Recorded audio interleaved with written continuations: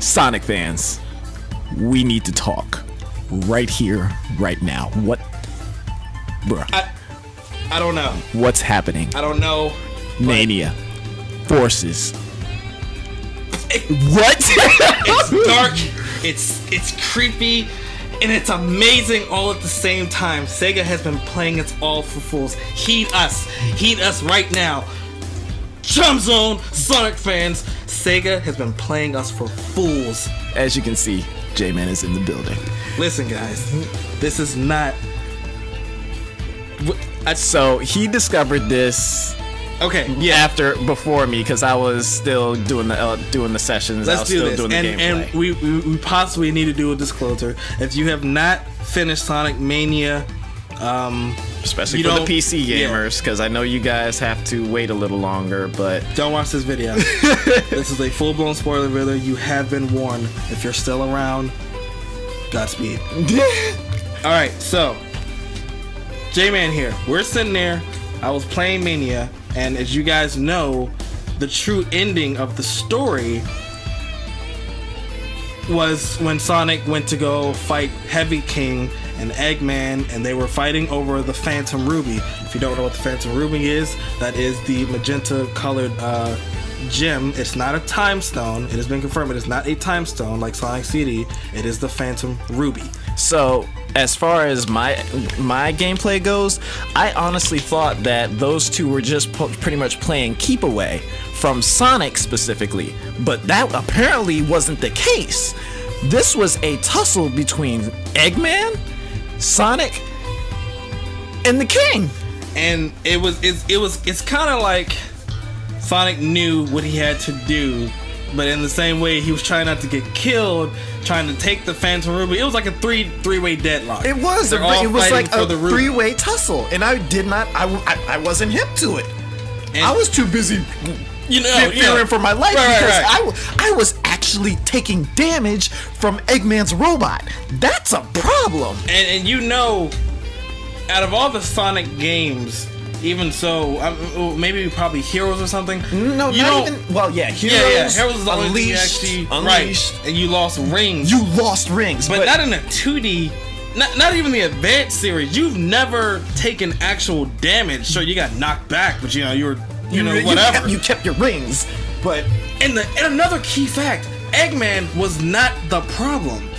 Eggman was actually not a problem here. If you didn't notice it, every time Eggman hit you, you did not get hurt. The Heavy King was the heavy hitter. Not only did he have a full repertoire, and apparently he learned how to use the Ruby even further than Eggman did. If you didn't notice. Yes. Because he's throwing projectiles, and at most, Eggman just use it to speed up. And that crap hurt. Right. And negative 10 rings every single time. It was just like, it was bad, bro. It was bad. So yeah. back to the Ruby specifically. Right. So at the end of Mania, Sonic gets transported once again. And the end result, you saw the pose. You saw the pose yourself. Sonic is going straight into Forces. Sega unofficially confirmed. And what did that trophy say? See you next game. They did that on purpose. They could have put anything in the world, but see you next game. That is again unofficially confirming that Sonic Mania is indeed the prequel to Sonic Forces. And if that's not enough, let's get a little darker into the story. As you saw in the beginning of this video, the Phantom Ruby is the exact same unique ability and sound that Infinite used in the trailer. Y'all saw it for yourselves. We're not making this up. There are so many theories that are around this. When J-Man discovered this, I was like, I was sleeping overnight, and then I happened to glance over at the video again of him doing, and when it was Shadow, Chaos, Zavok, all of them were there, and then all of a sudden I heard that sound, and then my eye, cause I was sleepy, almost sleepy as hell, and then my eyes just widened up, and I'm like, called me. I called this him man. so fast. Because I had told him, I had challenged him. I was like, listen, Sean, you finally beat the game, and I need someone to freak out about this. I made a full-blown theory on my page about this, and I was like, just watch the video. He was like, all right, I'm gonna call you back. 5 seconds later, this man had tears in his eyes, and he was trying not to rip out his own hair. Y'all, we're not making this up. It is incredible what is going on. Like, what is Sega plotting right now? Sega is on some Final Fantasy Kingdom Hearts type storyline. Making us theorize, making us think. And it's not even just what Mania enforces. This goes back to at least Sonic Lost World. When Davik was basically like, oh, you know, our meeting in the future will be interesting. Eggman must have been plotting all the way from back then. Skip forward to Generations. He's already been messing with time creatures, you know, like typical Eggman, not knowing the full extent of their power. Yeah, just barely he's messed tapping with a the lot surface. of time creatures. Right, exactly. So, and then modern Sonic, basically because classic Sonic got warped into Generations, now classic Sonic at the time was trying to learn abilities that he wasn't even supposed to learn. We saw the drop dash. Everybody knows. We saw the drop dash gimmick for classic Sonic. Everybody knows that classic Sonic only can do 1 to 3 things: spin dash, jump, and run. That has always been the 3. And then maybe in Sonic 3 he had the Insta Shield. And maybe a peel out here and there. Right, with CD. So that's always been his abilities. And now he has the drop dash. That was the beginning. From whatever timeline he got put back in from Generations, it's all a big plot. And obviously we're theorizing, but we're probably close at some degree. Now, we need to talk about Infinite and the Phantom Ruby. That's why we are here right now. There is something, and I forgot to tell you about something else that I really thought about that could possibly... Okay. You're gonna flip when I say this. Where does Chaos come from? Chaos? The creature. From the Master Emerald. Exactly. Where do you think Infinite came from? I am theorizing that Infinite is a being that is stuck inside the Phantom Ruby. I want to bring something back to your remembrance. At the end of the final story, at the end of the true ending, and the Ruby had the Chaos Emeralds before he separated, did you notice that it was shaking like it was irritated? Or that it could possibly crack open? Yeah. Infinite is the manifestation within the Phantom Ruby. I'm sticking with that theory. I'm sticking with it. I can see that being a thing. I can see that being a thing. Even with non-canon, Nazo had the same exact problem. He was getting tired of the emeralds being consistently abused. Therefore, hell, even Dragon Ball Z. Let's go to GT with it. The Shenron dragons. What did he tell them? You guys overused it. I can see them going this route. Bruh. I'm just saying. I'm saying. And you know what's even more interesting? I'm shifting back to Mania. I'm going to Knuckles' story specifically. He's the one who actually took the leader on at that point in time, because he got the Master Emerald almost got stolen again. So what does that mean? And then on top of that, he had the goal to actually step on the Master Emerald and take its power.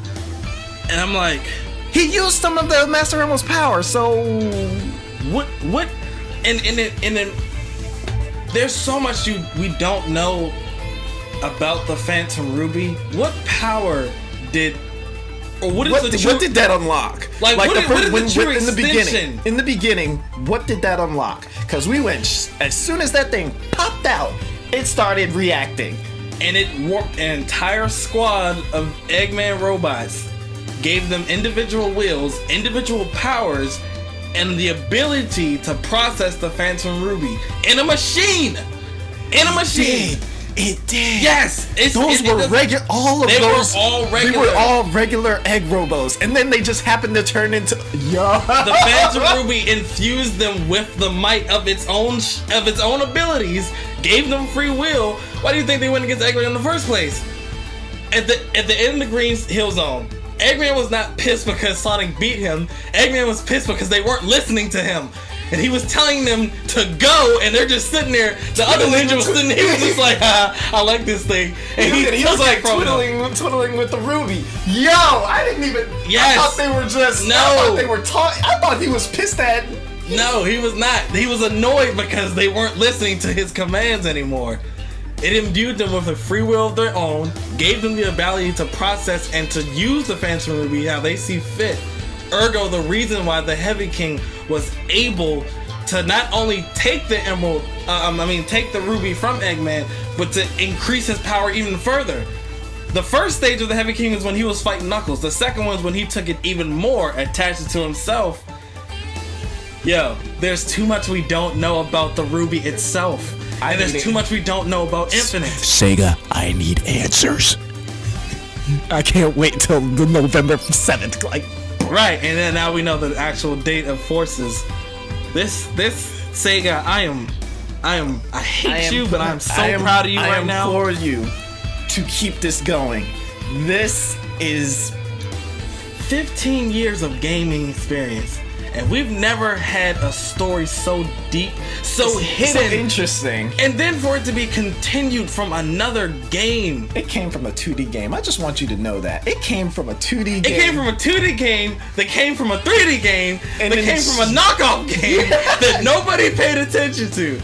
Like, think about all the times that people was like, oh yeah, Lost World sucks, Generation sucks, yada yada yada, but we weren't even paying attention. Yeah. And something else that's funny, and this is what really scares me. How did Sega know? I wonder if they knew the timing of what they released that trailer for Infinite and the timing that they released Mania, that majority of the people would forget about that sound. I am almost positive that nobody ever paid attention, maybe 20% of the population. Some people are smart like that. Right, and they was like, oh, I know exactly. I didn't know. I was like, I remember that sound, but maybe it's just my imagination. And I had no clue. I can honestly say I had no idea. Like, maybe when I went back to because you told me, but I had no clue. So I was like, okay, now that we're done with Mania, let's take it on to Forces. But then when it said see you next game, it's just like, hold the phone. Like, why are you telling us this? Why did you tell us that? Like, you could have said anything. You could have said, like, continue, like, to be continued? Try again? Yeah, something like that. But you say, see you next game. On a trophy. What do you mean, next game, bruh? This is great.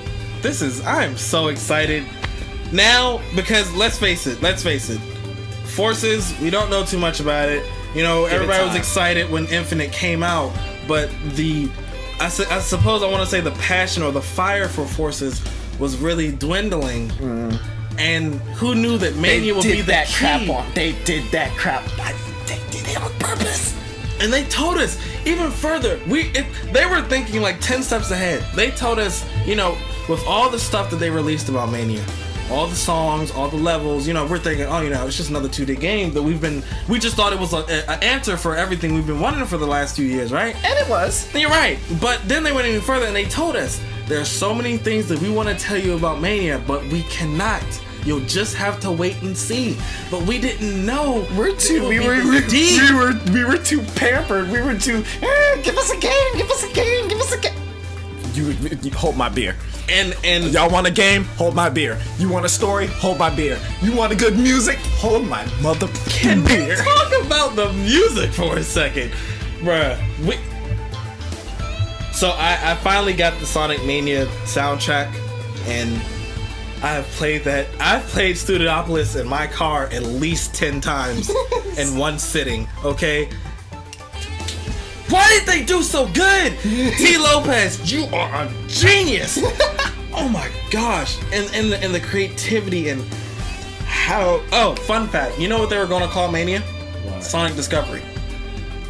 That's what they were going to call it. Interesting. But they said that it's